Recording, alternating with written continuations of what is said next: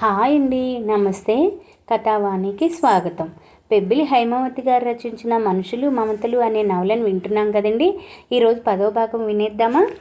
నిధి చాలా సుఖమా, రాముని సన్నిధి సుఖమా అంటూ త్యాగరాజ కృతి గాలిలో అలలు అలలుగా తేలుతూ జగన్నాథం గారి చెవి సోకింది. తూర్పు పొద్దున వెలుగు రేఖలు ఇంకా విచ్చుకోకముందే కమ్మని ఆ గానం జగన్నాథం గారికి అమృతపు చినుకుల్లా తోచింది. ఆ గొంతులోని మాధుర్యం అతన్ని ఏవేవో లోకాలను విహరించేలా చేసింది. అంతేకాదు, ఆ గొంతు చాలా చిపరిచితంగా తోచి ఏవేవో జ్ఞాపకాలు పొరలను చీల్చుకుంటూ అతను చాలా సంవత్సరాలు వెనక్కి తీసుకుపోయింది. ఆ కీర్తన ఆగిపోవడంతోనే బాహ్య ప్రపంచంలోకి వచ్చి పడ్డారు ఆయన. కంటి వెంట నీరు కారుతూ ఉన్నా వాటిని తుడుచుకునే ధ్యాస లేనట్లుగా అలా శూన్యంలోకి చూస్తూ ఉండిపోయారు. మార్నింగ్ వాక్కి అని బయలుదేరిన గౌతమ్ హాల్లో దివాన్ కాట్ మీద కూర్చుని శూన్యంలోకి చూస్తూ కన్నీరు కారుస్తున్న తాతగారిని చూసి కంగారు పడ్డాడు. తాతయ్య, ఏమిటి, ఏమైంది? ఆర్ యూ ఆల్ రైట్ అని అడిగాడు ఆదుర్దాగా భుజం తుడుతూ. మనవడి పిలుపుతో ఈ లోకంలోకి వచ్చిన జగన్నాథం గారు, నాకేం కాదులేరా, నేను బాగానే ఉన్నాను. ఇందాక ఆ కీర్తన వినడంతోనే నా మనసు ఎక్కడికో వెళ్ళిపోయింది. ఎక్కడో విన్న గొంతులా వినిపించి ఆలోచిస్తూ ఉండిపోయాను. అలా ఎవరు పాడారా అని అడిగారు ఆయన ఆసక్తిగా మనవడి వంక చూస్తూ. అదా, మన పక్కింట్లో సంగీతమ్మ అమ్మగారు ఉన్నారు. ఆవిడ రోజు ఈ వేళప్పుడు సాధన చేసుకుంటూ ఉంటారు. ఓ 10 రోజులుగా ఆమె ఊళ్ళో లేరు. అందుకే మీరు ఆ పాట వినలేదు. నిన్ననే ఊరి నుండి వచ్చినట్లున్నారు. ఇక నుండి రోజు మీకు వీణుల విందే అంటూ నవ్వాడు గౌతమ్. అలాగా, ఆవిడ పేరేమిట్రా అని అడిగారు ఆరాగా. ఏమో తెలియదు తాతయ్య, అందరూ ఆమెని సంగీతం అమ్మగారు అని పిలుస్తారు అన్నాడు గౌతమ్ అక్కడి నుండి లేస్తూ. సరే, నువ్వు మార్నింగ్ వాక్కి బయలుదేరినట్లున్నావు, వెళ్ళిరా అన్నారు జగన్నాథం గారు. సరే తాతయ్య అంటూ గౌతమ్ వెళ్ళిపోయాడు. మనవడు వెళ్ళిపోయాక నిదానంగా లేచి కాలకృత్యాలు తీర్చుకుని న్యూస్ పేపర్ చేతిలోకి తీసుకున్నారు జగన్నాథం గారు. పేపర్ అయితే చేతిలోకి తీసుకున్నారు, కానీ అందులో ఒక వాక్యం కూడా ఆయన చదవలేకపోయారు. ఆయన ఆలోచనలన్నీ తాను విన్న కీర్తన మీదే నిలిచిపోయాయి. సందేహం లేదు, ఇది ఖచ్చితంగా మీనాక్షి గొంతే. వయసు పైబడ్డం వలన గొంతులో వణుకు వచ్చి చేరిన ఆ స్వర మాధుర్యం, ఆ గమకాలు పలికే తీరు, ఆ గొంతు మీనాక్షిదే అని చెప్పకనే చెబుతోంది అనుకున్నారు జగన్నాథం గారు. ఏనాటి మీనాక్షి? అతడి మనసు 50 ఏళ్ల వెనక్కి ఇంకా వెళ్ళిపోయింది. మీనాక్షి రూపం అతని కళ్ళ ముందు సాక్షాత్కరించింది. చిలకాకు పచ్చరంగు పట్టు పావడా కట్టుకొని, ఆరుద్ర పొరుగు రంగు జాకెట్కు తొడుక్కొని, వనదేవతల కిలకిలా నవ్వుతూ, స్నేహితురాలతో ఉయ్యాలలూగుతూ, లేడి పిల్లల గంతులు వేస్తూ, తోటంతా కలే తిరుగుతూ ఉంటే వనమయూరిలా అనిపించేది చూసేవారికి.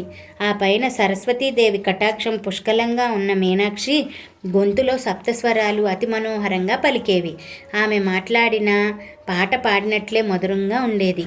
మీనాక్షి త్యాగరాజు కృతులు పాడినా, సినిమా పాటలు పాడినా అందరూ మంత్రముగ్ధుల్లా వింటూ ఉండేవారు. ఆ జ్ఞాపకాల్లో మునిగిపోయిన జగన్నాథం గారు వసుధ పిలుపుతో ఈ లోకానికి వచ్చారు. కాఫీ తీసుకోండి మామయ్య గారు. ఏమిటంత దీర్ఘాలోచనలో మునిగిపోయారు? ఇంటి మీదకి ధ్యాస మళ్ళిందా ఏమిటి అంది నవ్వుతూ. అదేం లేదమ్మా, ఇందాక మన పక్కింట్లో నుండి త్యాగరాజ కృతి వినిపించింది. ఎవరు పాడారా అని గౌతమ్ని అడిగితే సంగీతం మా అమ్మగారు పాడారని చెప్పాడు. గతంలో నేను ఇక్కడికి వచ్చినప్పుడు ఆమె పాట నేను ఎప్పుడు వినలేదు. ఇంతకీ ఆవిడ పేరేంటమ్మా అని అడిగారు ఆత్రంగా. తెలీదు మామయ్య, అందరూ సంగీతం మామగారనే పిలుస్తారు. 2 నెలల క్రితం వరకు ఆవిడ మన పక్క వీధిలోనే ఉండేవారు. వాళ్ళ ఇంటి ఓనరు ఆ ఇంటిని డెవలప్మెంట్కి ఇవ్వడంతో మన పక్కింట్లోకి వచ్చారు. కానీ మా అందరికీ మామగారు చాలా కాలంగా తెలుసు. మన విద్య మా అమ్మగారి దగ్గర సంగీతం నేర్చుకోవాలని సరదా పడింది కూడా అంది వసుధ. అలాగా, ఎంత బాగా పాడారమ్మా ఆవిడ. నాకు ఒకసారి ఆవిడని చూడాలని ఉందమ్మా, తీసుకెళ్తావా అన్నారు జగన్నాథం గారు. దానికేంలేండి మావయ్య, సాయంత్రం నేను ఆఫీస్ నుండి వచ్చాక వెళ్దాం అంటూ జగన్నాథం గారు తాగిన కాఫీ గ్లాస్ తీసుకుని వసుధ లోపలికి వెళ్ళిపోయింది. వసుధ వంటగదిలోకి వెళ్ళేసరికి శాంత కుక్కర్ పెట్టేసి కూర కోసం బెండకాయలు తరగసాగింది. ఏమిటి శాంత ఇది? కాస్త కాఫీ అయినా స్థిమితంగా తాగకుండా కూరలు తరగడం మొదలు పెట్టేశావు. చూడు, గ్లాసులో కాఫీ ఎలా చల్లారిపోయిందో అంటూ శాంత చేతిలోనే చాకు తీసుకుంది వసుధ. ఏం లేదులే అక్క, మళ్ళీ బావగారు నువ్వు ఆఫీసులకు వెళ్ళే వేళకి వంట తెమలకపోతే నువ్వే కంగారు పడిపోతావు. కాఫీకి ఒక్క అడుగు లేట్ అయితే మాత్రం ఏమవుతుంది అంది శాంత నవ్వుతా. సర్లే, ఇంతలోనే ఏమీ లేట్ అయిపోదు కానీ కాఫీ తాగు అంటూ చకచకా బెండకాయలు తరగడం పూర్తి చేసి పోపు వేసింది వసుధ. ఒకప్పుడు అటు పుల్ల తీసి ఇటు పెట్టడానికి ఇష్టపడిన శాంత ఈరోజు ఇంటి పనంతా మీద వేసుకుని చేయడం వసుధకు కొంచెం ఆశ్చర్యంగానే ఉంది. శాంతకి మాత్రం ఎంత చేస్తే మాత్రం వీళ్ళ రుణం తీరుతుంది అనే భావన మనసులో బాగా నాటుకుపోయింది. పోనీ డబ్బు రూపేణా ఏదైనా ఇద్దామంటే ఇంట్లో నలుగురు సంపాదన పరులే, ఏ రూపంలో బదులు తీర్చగలను అనుకుంది శాంత. అందుకే ఓపికొన్నంత మేర వసుధకు ఇంటి పనుల్లో సహాయపడసాగింది. శాంత కాఫీ తాగి గ్లాస్ సింకులో వేసి ఇడ్లీలు తీసి హాట్ ప్యాక్లో సర్దేసింది. ఈలోగా వసుధ మిక్సీలో చట్నీ వేసి బౌల్లో తీసి పెట్టేసింది. అలా మెల్లగా కబుర్లు చెప్పుకుంటూ ఇద్దరూ కలిసి వంట పూర్తి చేశారు. ఈలోగా దివాకర్, గౌతమ్లు వస్తే వాళ్ళకి ప్లేట్లలో టిఫిన్లు సర్ది టేబుల్ మీద పెట్టేసింది శాంత. ఇద్దరికి బాక్సులు సర్ది ఇచ్చేసింది వసుధ. వాళ్ళిద్దరికంటే వసుధ ఆఫీస్ కొంచెం దగ్గర కనుక వాళ్ళని పంపించాకే నిదానంగా తయారవుతుంది ఆఫీస్కి. వాళ్ళు వెళ్ళాక తీరిగ్గా వసుధ, శాంత టిఫిన్లు చేశారు. వసుధ స్నానం చేసి వచ్చేసరికి తనకు కూడా బాక్స్ కట్టి సిద్ధం చేసింది శాంత. తోటి కోడల వైపు కృతజ్ఞతగా చూస్తూ బాక్స్ అందుకుని ఆఫీస్కి వెళ్ళిపోయింది వసుధ. ఆ సాయంత్రం వసుధ ఆఫీస్ నుండి రావడంతోనే ఆమె కోసమే ఎదురు చూస్తున్న జగన్నాథం గారు, ఇప్పుడు వెళ్దామా అమ్మ వాళ్ళ ఇంటికి అని అడిగారు ఆత్రంగా. ఎప్పుడూ లేనిది చిన్నపిల్లాళ్ళ తొందరపడుతున్న మామగారిని చూసి మనసులోనే నవ్వుకుంది వసుధ. కానీ అదేమీ పైకి కనిపించనివ్వకుండా, మా అమ్మగారు ఈ సమయంలో కృష్ణ మందిరానికి వెళ్తారు మావయ్య, రాత్రి 8 గంటలైతే ఆవిడ తీరిగ్గా ఉంటారు, కావాలంటే అప్పుడు వెళ్దాంలేండి అంది. ఆ మాట విని కొంచెం నిరాశగా చూస్తూ సరేనమ్మా అలాగే చేద్దాం అన్నారు నీరసంగా. నిజానికి ఆయనకు ఎప్పుడెప్పుడు వెళ్ళి ఆమెను చూస్తానా అని ఆరాటంగా ఉంది. ఈలోగా మీరు భోజనం చేసి మందులు వేసుకోండి మావయ్య,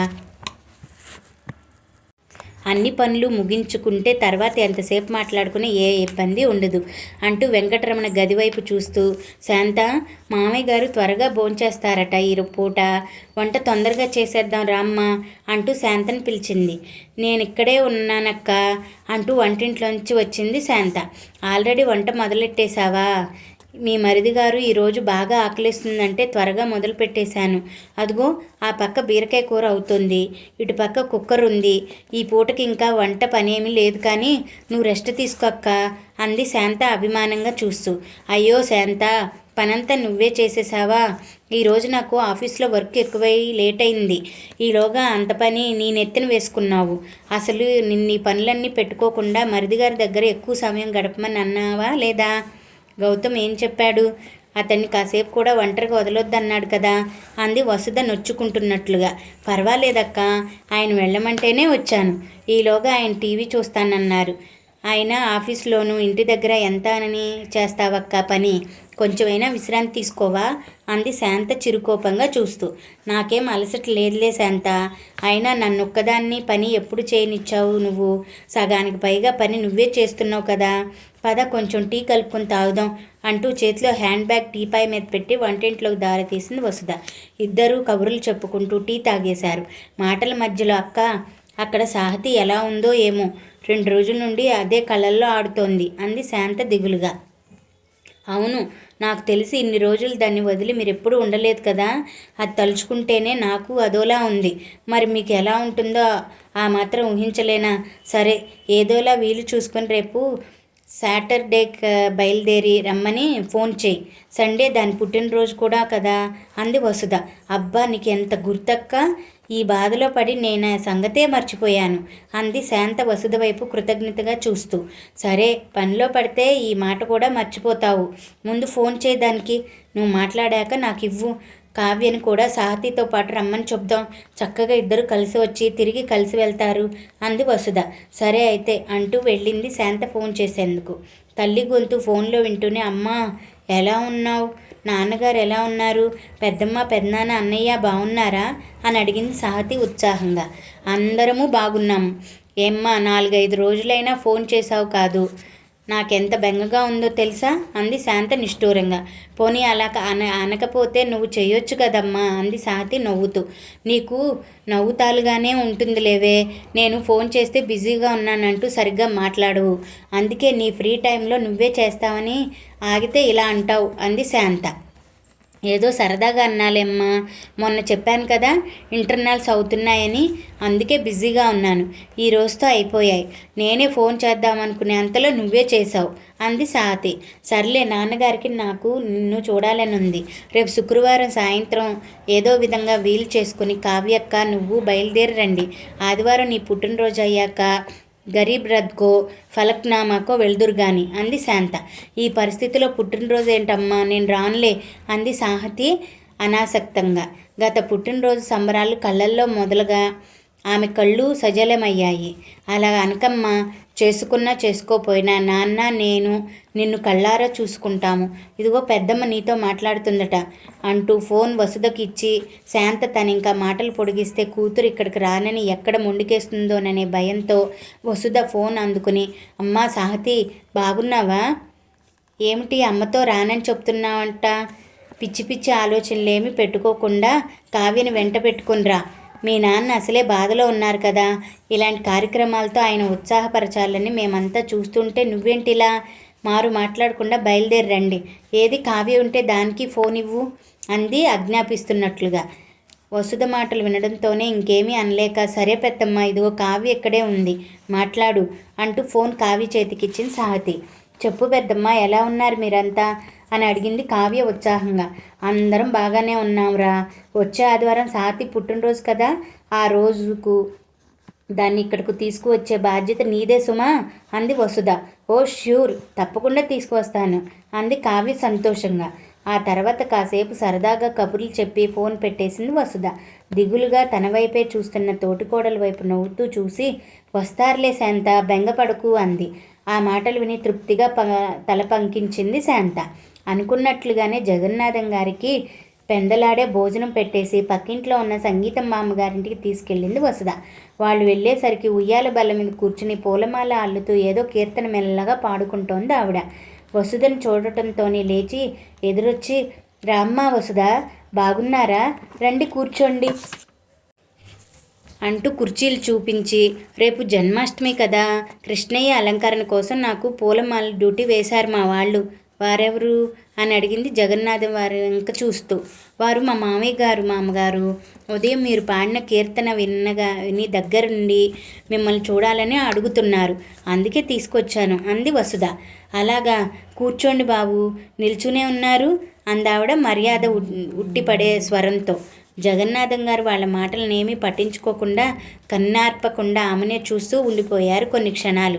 వయసు తెచ్చిన మార్పు తప్ప ఆమె రూపురేఖల్లోనూ మాటల్లోనూ నవ్వుల్లోనూ ఎలాంటి మార్పు కనబడలేదు ఆయనకి.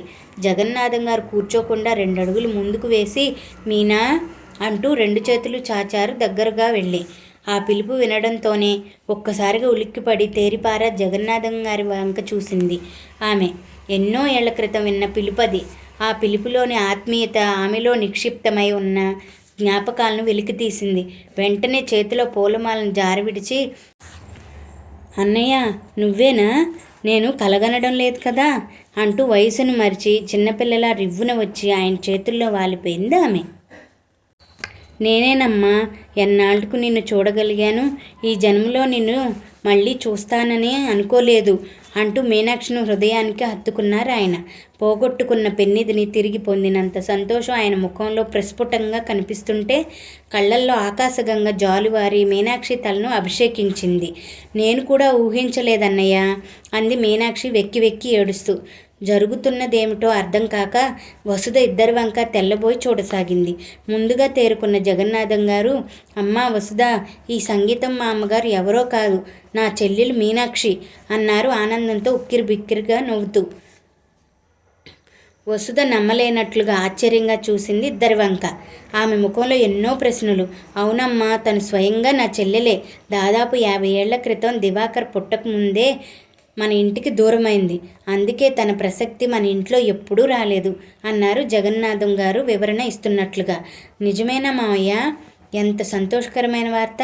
ఇది వింటే ఆయన చాలా సంతోషిస్తారు అంటూ మీనాక్షి వైపు తిరిగి, ఇక నుండి మీరు మాకు సంగీత మామగారు కాదండి, ఆయనకు మేనత్త అయితే నాకు పెద్దమ్మగారు అవుతారు అంటూ వసుధ వంగి మీనాక్షి పాదాలకు నమస్కరించింది.